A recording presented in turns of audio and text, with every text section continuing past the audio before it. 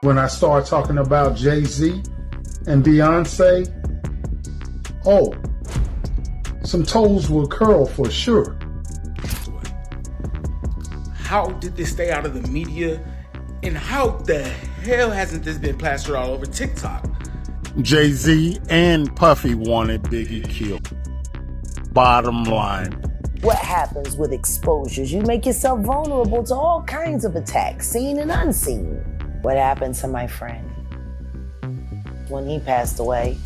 Diddy's former bodyguard was announced dead just 24 hours after he posted a video revealing everything he was while working with Diddy. Jay-Z and Beyonce are panicking about what Diddy's bodyguard had to say, and all of this is related to the new lawsuit against them. Not only that, but Diddy's situation has officially gotten so much worse after the government revealed just who the victims in their indictment are. We have a lot to cover, so let's break it down. Beyonce and Jay-Z will do anything to destroy anyone who speaks out against them. Okay, I get the threats, but you have to remember one thing. I know your deepest secrets. I know so much about you and what you've done. I know so much on how you got where you are, how you stepped on many people. Beyonce, how you guys ended Carrie Hilson's career because she said something about you. That's how hateful you guys are. How you step on anybody to stay on the top. So remember, your relationship was a business relationship, financial, to get to the top, to become billionaires. On the 13th of December 2024, Uncle Ron, a former bodyguard who had worked for both Jay-Z and Diddy, posted a video on TikTok explaining how Diddy and Jay-Z were working together to control the music industry. Uncle Ron revealed that he had been receiving threats from Jay-Z and Beyonce for what he had to say. According to Uncle Ron, Beyonce and Jay-Z married each other as a business relationship so they could grow their influence. 24 hours after this video was posted, Uncle Ron did. There's no love there. See, what's done in the dark will definitely come in the light. Keep your threats up. I'm here today, and what I got to say, I'm gonna say it. So don't make idle threats to me. Cause see, I ain't Biggie. See, I ain't Beanie Siegels. I ain't Freeway. How you wrote all them off the minute they did for you to get you to the top. All them writing for you, and then the minute you get a little taste of success, you wrote them off. You just totally said, I don't know him. Say you don't know me. I dare you. I dare you. Remember, all the receipts, all the proof, the old school footage, I still have it. See, hardly nobody knows, but I'll say it, man. Yeah, Beyonce's on drugs. She's been on them for a long time, and you keep her that way. Y'all wish it what you wish it to stay on top. But there's one thing about me, bro. I can't be bought. This is Uncle Ron. Just like I know how you got started. Following Uncle Ron's death, all the videos on his TikTok account talking about Diddy, Jay-Z, and Beyonce were taken down and scrubbed from the internet. Comments on all of his other videos have also been deleted. Shortly before his death, Uncle Ron said that he had evidence which proved that Jay-Z and Diddy were controlling everything, but just one day after his video, he suddenly died from pneumonia. When I start talking about Jay-Z and Beyonce, oh, some toes will curl for sure. But hey, the truth is the truth, whether you believe it or not. Yeah, I'm on an investigation. So that's why I'm telling what I'm telling. Because now they have proof. I have physically showed them proof things that I have witnessed, things that was told to me. And yeah, of course, it's coming out. Jay-Z and Puffy wanted Biggie killed. Bottom line, you don't have to believe me, believe the facts. Here's a man that wanted to leave Bad Boy. He wanted to do his own thing. He mentioned several times how he was tired of being used and abused, that he was bigger than Bad Boy itself. How I know I was there. Another thing, Jay-Z wanted him out of the industry, period, so he could take over and be the biggest hip-hop artist around. But there's stories that have to be told. The truth needs to come out. A man lost his life. Is it really a coincidence that everyone close to Diddy and Jay-Z keeps dying from pneumonia? Ron was completely fine in his videos and wasn't even coughing. You're telling me that someone who doesn't even have a cough can develop and die from pneumonia in less than 24 hours, Uncle? Uncle Ron, Beyonce's ex-bodyguard, who threatened to expose them. Yeah, threatened to expose them, I believe, in 2023. Is deceased. He's passed away. Allegedly, that's what they are saying. Allegedly, that is what they are saying. What are your thoughts on that? Well, they said he died from that pneumonia. Yes. You know, just like Kim, just like Brittany Murphy. That pneumonia ain't no joke. Hey, every time somebody get to telling the truth about someone, whoever's been lying, they just say a little prayer and then the pneumonia come, and then it's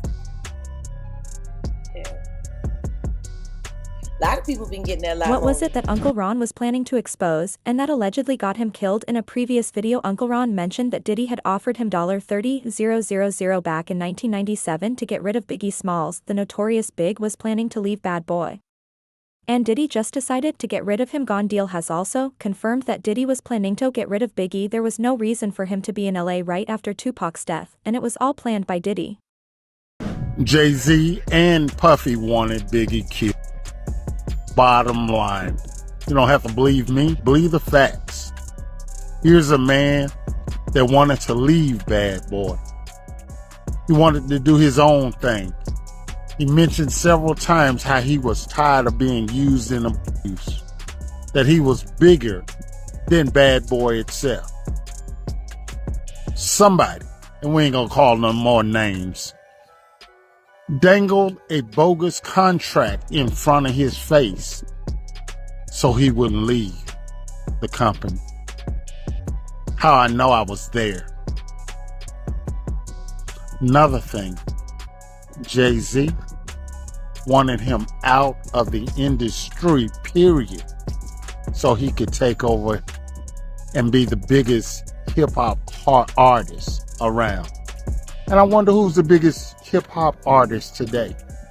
Now, according to this website, Bristol Film Festival, it looks like Ron Smith also alleged that Diddy had approached him in 1997 to carry out the death of Biggie. So not only to be his bodyguard, but to go and commit the crime on his own time. He said back in March 1st, 1997, Diddy approached him and offered him $30,000 to put a hit on Biggie. All of this is alleged. He said the reason was because Diddy allegedly wanted the rights to Biggie's catalog. He also says that Biggie had plans of leaving Bad Boy. He goes on to say that Diddy is evil and that him and his mother have treated all of Diddy's employees like they were scum of the earth. And then he ends that video saying he has so much more to talk about when it comes to Diddy. According to Uncle Ron, Biggie wanted to leave Bad Boy because he was tired of being used and abused. And then he said somebody, but we're not going to say any more names, dangled a fake contract in front of Biggie so that he wouldn't leave. He said, I know this because I was there. He said Jay-Z wanted Biggie out of the industry,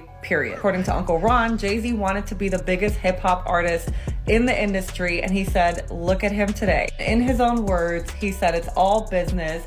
these two billionaires have done what they seeded to do. Gene Deal has said that on the day of the shooting Diddy was acting super weird, and it was clear that something was up. He planned Biggie's death every step of the way, and now even Gone Deal is receiving threats for Diddy was out. acting super weird. 97% of those people would say he had no business in LA at that time. We all knew that. Why would Puff rent studio time? Come on, man, look. You gotta look at what people do, man. You know Pac just got killed. It ain't no kind of business Big was doing. Big couldn't even walk, he couldn't run. They was pushing him around in a wheelchair, brother. Why the hell would you rent studio time in LA for him to finish your album when in fact you got your own studio, Daddy's house? Let's keep it a buck. Let's stop this bullshit, man.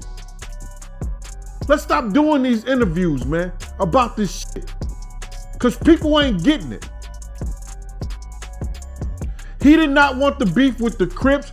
Puff ain't want the beef with the Dog Pound, Snoop them or whatever. Big started that beef. Biggie's own mom called Gene Deal and thanked him for exposing Diddy.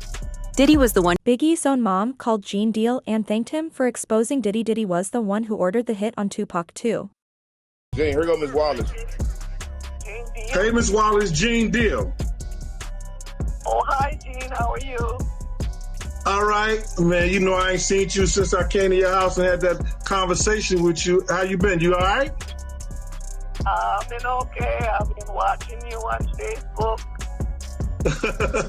I'm sorry, Miss Wallace. I'm sorry I had to do what I had to do, but you know, it is what it is.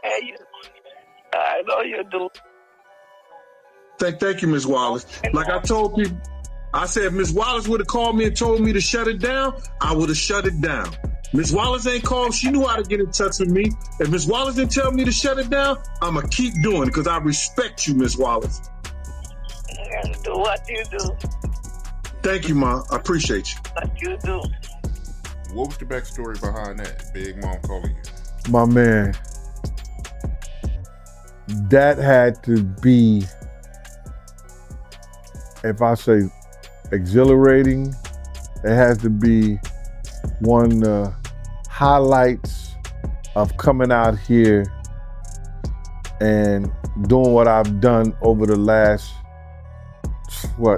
since 97.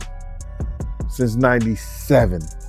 Diddy has a history of ordering hits on people, and everyone in the music industry knows that he's the one responsible for the deaths of both Tupac and Biggie. 50 Cent, Eminem, and even Keef D. They all say that Puffy ordered the hit on Tupac and allegedly paid $1 million to the killer. Happens with exposures. You make yourself vulnerable to all kinds of attacks, seen and unseen. What happened to my friend? When he passed away, there was $250,000 on my head and $150,000 on his. But what if I had decided to go back with my head held low and said, Sean, I'm willing to play the game. And then found a way to get inside of him and move him around. Oh wait, maybe I said that shit about Puffy because he got Tupac here.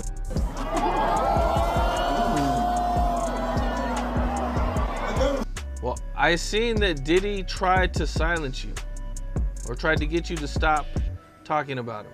This is relayed to me by Kirk Burrows. This guy is like this with Diddy. You seen him on Drink Champs with him. You seen him walking the streets in Miami with him, the whole 9 yards.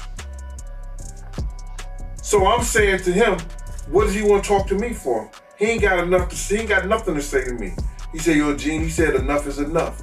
You know what I'm saying? Enough is enough to what? And I told Kirk Burrows, I said, yo, if he wanted, I said, he don't want to talk to me for himself. He wanted to talk to me for Diddy. And I ain't got nothing to say to him. He ain't said enough is enough to Wolf Mother when he cursed her out and told her all kinds of shit. Did he say enough to Big's mother? What do you mean enough is enough? And that's how that conversation went. How did you feel about it after you were done? I felt that, like, cause they must have got at Kirk Burrows, cause Kirk called me with the bullshit. Yo, you gotta fix that. You know this, man. God, excuse me. Listen here, bro. I don't care nothing about none of these industry cats and what they do and how they do it. That's their business. You understand? I don't tell a man how to screw his wife and how to spend his money. You don't tell me what I gotta do with my time. Point blank. Do you feel like at some point Diddy could try to come after you or do something, you know, being that he's went after a lot of people, you know, he's did a lot of stuff. Right after Keefe D said this and tried to involve Diddy in this mess, Keefe D was attacked in prison. Is it really just a coincidence that the second Keefe D speaks out against Diddy, he gets attacked? It looks like Diddy is just trying to get rid of loose ends. We have an update now on Dwayne Keefe D. Davis. He's charged in the murder of Tupac Shakur. Davis was in court again this morning after a fight with another inmate. Fox 5's Mike Allen walks us through what happened.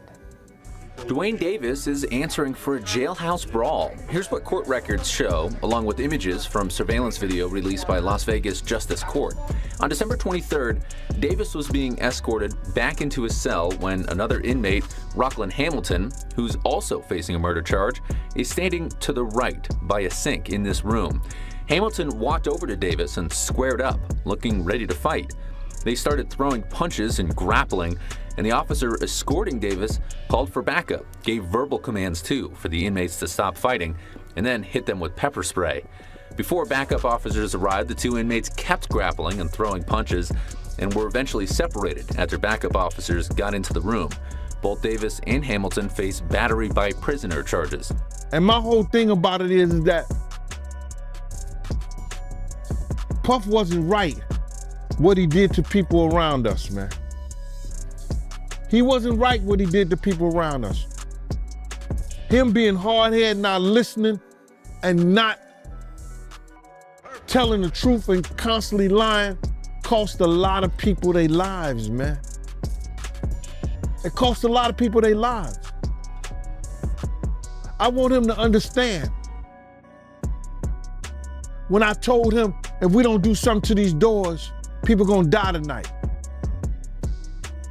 And forget, and I wanna say F what other people say, everybody know I told him that. Our whole crew know I told him that. From Slick to Nord, Bunny, Big Boy, Eddie, all the people that was with us that night, know I told them that.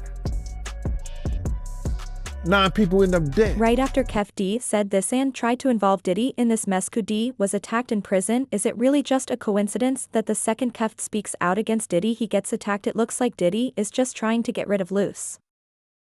Yo, how are we just now finding out that Uncle Ron passed away? How did this stay out of the media? And how the hell hasn't this been plastered all over TikTok? TikTok, you disappointed me. This was posted from Uncle Ron's official TikTok page by his wife on September 13th. It is now October 23rd, and it is just now hitting the blogs. And this thing remaining so low-key isn't the only thing that's suspicious. If you go to Uncle Ron's TikTok page, all of his videos are going to say the creator limited comments. This creator is stating that the reason why the comments are turned off is because people were in the comments asking what happened to Uncle Ron, how did he pass away, and the family wanted to avoid the question because they wanted to stay safe. I don't know how Uncle Ron passed away, and I don't even know if whatever they saying is the truth or is going to be the truth. But rest in peace, Uncle Ron. You are going down in the history books. You are a legend. You will be missed. Rest in peace. Uncle Ron's death is a stark reminder of just how dangerous the music industry can be and how far some people are willing to go to protect their secrets. When the truth starts creeping too close to the surface, the ones pulling the strings won't hesitate to silence it no matter the cost, yo. All right, Cassie. She plans to testify against Diddy at the trial, and she's going to use her name. So a lot of the women who have accused Diddy are anonymous. They're right. Jane Doe or Victim 1 or John Does. Or John Does. But Cassie allegedly, apparently, is going to take the stand and talk about her abuse. Obviously, that tape of him beating her up at the hotel is what set off this whole thing. You know what I mean? Like, this has just made it matters so bad for Diddy. So now that she is gonna sit up there and like look him square in the eyes and talk about her side of the story, that's not great for Diddy, obviously. No, and like I think also Cassie is a celebrity, right? Like millennials know who she was or is. She had like a booming career back in the day. So I think it also adds some extra zhuzh when you have like a well-known public figure coming forward. Trusted public figure. Trusted and beloved too. So I think that also will hurt him. She of course became public. All of this went public when that video came out from CNN. So it's been revealed who she is already, and now she is not looking to conceal her name. She wants to, put it all out on the table.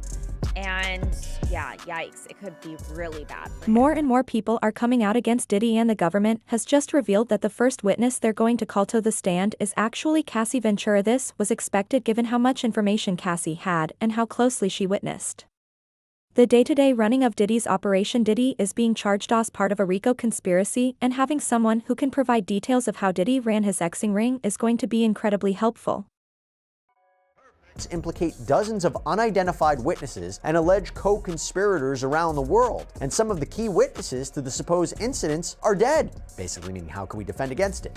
The defense is not even permitted to share the identities of the individuals described in the disclosure letter with Mr. Combs until April 18th, further hampering defense counsel's ability to investigate. Collectively, these new allegations require many months, if not years, to investigate, and if admitted, would require a series of mini-trials certain to double the length of a trial the government originally said would last 3 weeks. So this is an explosive allegation that on its face, I don't know if I necessarily disagree with. If they are bringing in evidence of uncharged conduct, wouldn't the defense have an opportunity to investigate it and challenge it? It seems like they're making a point. So if this evidence is allowed in, there is a chance this could delay the trial significantly. We all know Combs wants to go to trial, but how can he properly defend himself against this in just a few weeks? Now to Sean Diddy Combs, looking to suppress evidence in his federal trial. Senior investigative correspondent Aaron Katursky is back with the story. Good morning again, Aaron. And to you, Michael. You'll remember federal agents from Homeland Security Investigations were hardly shy when they raided Sean Combs' opulent homes in Los Angeles and Miami, guns drawn. The jailed music mogul now argues those searches and other searches of his iCloud accounts, electronic devices, and New York City hotel room following his arrest were unconstitutional. His lawyers argue evidence obtained through those searches must be suppressed. Diddy's lawyers say the government presented a grossly distorted picture of reality when applying for the search warrants, omitting certain facts and including salacious details from an unnamed producer that were never credible. Combs has pleaded not guilty to racketeering conspiracy, trafficking, and prostitution charges. The defense is also arguing here his ex-girlfriend, Cassie Ventura, was a willing participant in drug-fueled sex performances called freak-offs, not coerced, as prosecutors allege. Some of the witnesses in Diddy's upcoming trial are requesting the court to keep their names anonymous. These victims say that they're afraid of what Diddy might do to them, and they are willing to testify anonymously. Interestingly, Diddy's legal team claims that all of these victims are Diddy's ex-girlfriends, who Diddy was dating while he was married to Kim Porter. Our analysts have suspected for a while that Cassie Ventura is indeed victim number one. Now, the allegations laid out in Diddy's federal indictment match almost to a T her federal lawsuit against her ex, which was settled a day after filing. But since then, Diddy has faced 2 more superseding indictments, and now more victims have been added. But federal prosecutors say testifying under their real names would cause them significant embarrassment, anxiety, and social stigma. Cassie's now settled lawsuit arguably opened the floodgates to where we are today, and her suit laid out a roadmap where prosecutors could take the case from there. For weeks, known only then as victim 1, we thought Cassie would be the only victim. Then came victim 2, 3, and 4. It's unclear who they are. Diddy's defense team has long argued some of them are former girlfriends of Diddy's. Because remember, they claim everything was consensual. According to Diddy's indictment, victim 1, 2, and 3 were named under count 1. Count 1 being the racketeering conspiracy. Prosecutors allege as part of the pattern of racketeering activity, the defendant, that being Diddy, sex trafficked all 3 through force, fraud, and coercion. Prosecutors say in their motion, Diddy allegedly coerced all 3 to participate in orchestrated sexual encounters, aka freak-offs, that lasted hours and sometimes days. Now, a lot of stuff has been redacted, but here's what hasn't been bolded in black. When it comes to victim 2, prosecutors say she explained that testifying at trial will already be extremely traumatic, and the trauma would only be magnified if her identity is revealed, and that's why she asked to testify under a pseudonym. Victim 3 explained the same. She wants to protect her privacy and the privacy of her family, prevent harassment, and minimize humiliation. The government has also brought more evidence forward, which Diddy's legal team is trying to get suppressed. Allegedly, this evidence can help prove that the real number of victims affected by Diddy is in the hundreds. Court documents also show that this evidence relates to how most of Diddy's victims were actually minors. This evidence will be used to establish a pattern with Diddy's, with more than 36 lawsuits filed against him, hundreds of hours of footage and video evidence of him beating Cassie. It's only a matter of time before Diddy goes to jail. He's doing fine. It's a difficult circumstance. He's making the best of the situation. A situation one of Diddy's attorneys won't be part of moving forward. Anthony Rico announcing in court docs, under no circumstances can he continue defending the embattled rapper. This is a serious proceeding with serious consequences, and all of us are addressing it accordingly. In a motion filed on Thursday, Rico stopped short of revealing why he's stepping down from Diddy's legal team, just months ahead of the music mogul's scheduled trial date in May for sex trafficking and racketeering charges, all of which Diddy's denied. You know, Dr. King called it the law of unintended consequences. So sometimes the more you push a person down, the stronger they get. That's Rico speaking up late last year for his now former client. ET's learned the attorney's exit will not affect Diddy's other attorneys, nor their defense strategy. I told Mr. Combs I'm going to try and get his case to trial as quickly as possible. He has been ready to defend this case since he first found out about this case. Nothing has changed from his perspective. You're going to hear about my party. They're going to be shutting them down. They're going to probably be arresting me.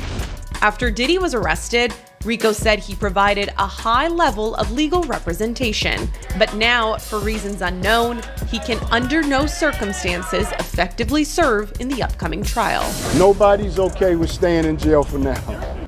Some of the witnesses in Diddy's upcoming trial are requesting the court to keep their names anonymous. These victims say that they're afraid of what Diddy might do to him, and they are willing to testify anonymously. Interestingly, Diddy's legal team claims that all of these victims are Diddy's ex-girlfriends, who Diddy was dating while he was married to Kim Porter.